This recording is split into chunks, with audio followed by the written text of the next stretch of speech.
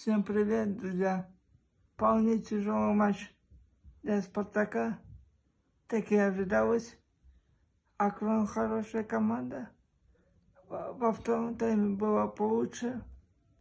Ребята собрались, достойно выиграли в этом матче и достойно победили в этом матче. И весь матч был хорошим.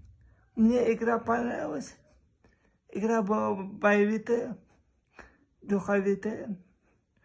Игра была блестящая. Болельщики, которые поддерживали «Спартак», тоже внесли лепту победу «Спартака». Мой следующий прогноз на матч 26-го тура. «Спартак» будет принимать ЦСКА. Это важный матч для «Спартака». Мой следующий прогноз 1-0 в пользу «Спартака». Всем пока.